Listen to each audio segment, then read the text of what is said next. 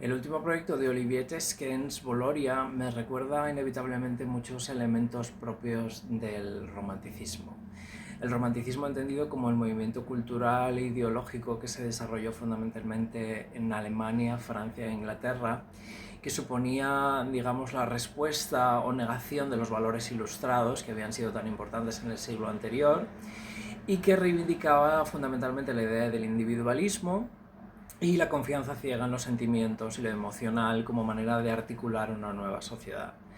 La colección de Tesquens hace una introducción desde mi punto de vista muy clara del personaje literario de Fitzwilliam Darcy, un personaje perteneciente a la novela de Jane Austen, Orgullo y Prejuicio, que hace una representación de todos los valores románticos, fundamentalmente masculinos, como son el heroísmo, un temperamento un tanto impredecible e incontrolable, y también digamos, un ensalzamiento de todo lo antisistema. Las prendas que realiza Tesquens hacen como esta interpretación de las casacas o la sastrería propia del romanticismo, pero llevada a un tiempo completamente actual, como si hubieran pasado por el tamiz del tiempo y un hombre romántico hubiera pasado por todos los siglos hasta llegar a nuestros días. Y utiliza tejidos que tienen mucho que ver con el ahora, con el tiempo de hoy, con materiales vinílicos y con lanas que, digamos, guardan esa rigidez y ese espesor propia de las casacas y abrigos del periodo romántico. Para la mujer hace una introducción, desde mi punto de vista, muy exquisita del panier, un elemento francés que en España se llamó tontillo y que viene a ser una suerte de estructura para las faldas que genera volúmenes a los lados,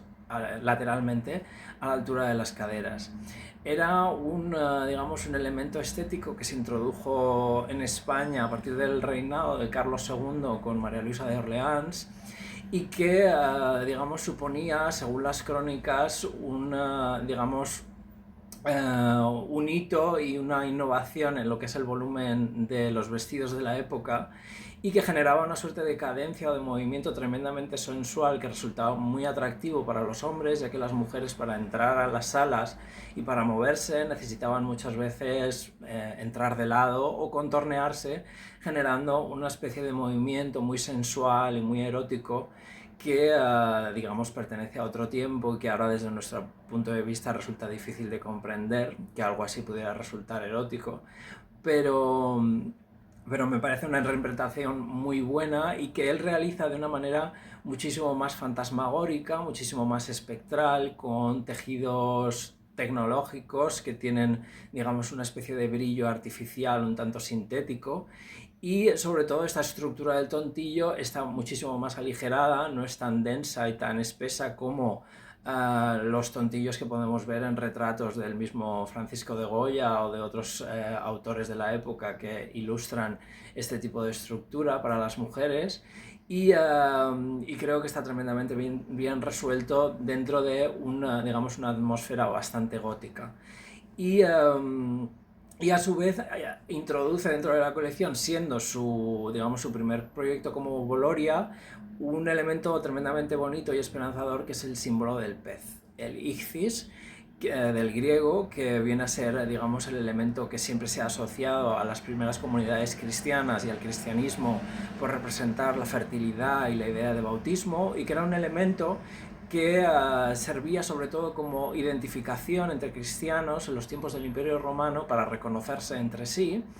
y que Tesquens introduce en los vestidos a modo de bordado o de elemento decorativo que